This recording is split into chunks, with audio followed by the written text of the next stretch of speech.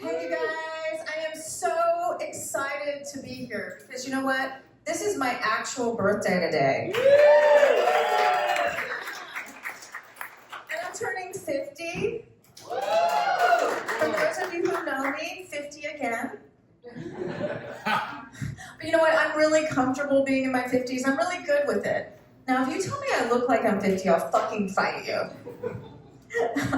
You know, for my birthday this year, I went on an 18-mile backpacking trip in Yosemite because I really love to do extreme stuff.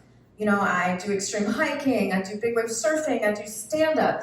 And I realized, you know, I really need to do these things to satiate that part of my personality that likes to take risks.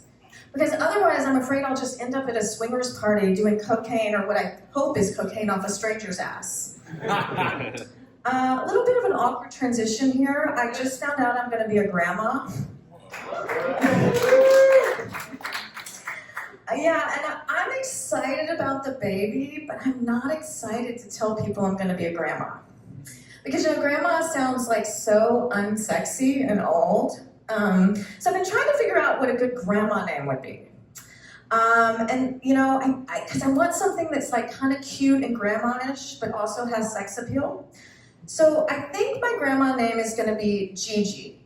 Yeah, that's great, right? So I think I'm going to let my grandson call me Gigi. Or hot bitch. But you know what? I don't feel like a grandma because I feel like I'm still young, I'm still vibrant, I'm still dating 36-year-olds. Okay, 26-year-olds. But you know, it's sad dating younger guys because you always know there's an expiration date. Because they're bound to say something stupid, do something insensitive, get grounded. But you know what, I do surprisingly well on dating apps, and I think it's because my profile says that I don't want kids. Then they find out it's because I have 4. I know 4 sounds like a lot, and it is, but I love being a mom. And you know what they say about having kids? It's a lot like making pancakes. First one's kind of fucked up. Probably should have thrown it away. As far as I know, it's still legal to laugh at that joke. But I think having kids is a lot more like eating pancakes. You will always regret having your 4th one. None of my pancakes like that joke, you guys. Especially my 4th pancake. You know what, though? It's hard being a parent. I mean, you have to pretend to enjoy all those things your kids enjoy. Like kids' birthday parties, play dates, their father. Yeah, but you know what? I've been married twice. It turns out you can actually get worse at something. Yeah, but at the end of my last marriage, I was willing to do anything to try to save it. I learned to cook, I went to therapy, I even took a class on how to give a great blowjob. Yeah. It's not that I learned anything that technical, but I did learn that the secret to giving a great blowjob is pretending you like doing it. So I guess it was more of an acting class. But you know what, my girlfriends and I have a thing we call the divorce diet. When one of us gets divorced, we lose 10 pounds, we look and feel so much better. But I feel kind of sad for guys. I don't think the same is true for them. I feel like guys don't get the same emotional support from their guy friends. I mean, I can't see a guy sitting around being like, bro, she was totally dimming your light. Let's go on a cleanse and take a pole dancing class. Dude, it is so empowering. But you know what? My parenting has really evolved over the years. I mean, we used to sit down to the table and say grace. Now we just say fuck it. And even with my 20-year-old son, I used to be like, when are you going to stop smoking weed? And now I'm like, when are you going to come home with weed? And just today, this child is so sweet. He proudly presented me with a joint, and he told me it was his dream to get high with me. And I was like, oh, that is so sweet. It's my dream to have perky tits. Some dreams are just dreams, right, baby? You know, but nobody ever tells you when you become a parent that you're giving birth to your biggest critic. My kids critique dinner like they're Gordon Ramsay on Hell's Kitchen. They're like, this sucks, that's crap, and you look like shit. And that's just when we go to Nobu. But I do feel like it's important, like, to take the high road with kids and teach by example. Like with my 14-year-old daughter, just the other day, she was like, you have a flat butt.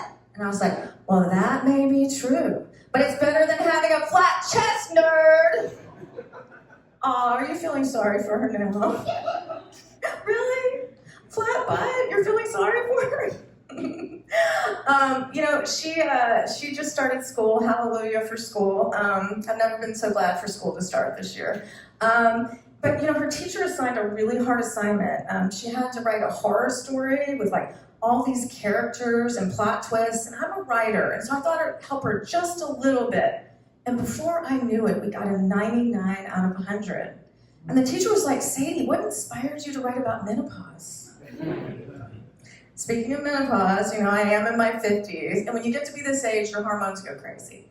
And my doctor actually prescribed testosterone, which is amazing. I feel like you guys have been really holding out on us. I mean, I feel like a teenage boy. I'm moody, I'm breaking out, I'm masturbating in socks.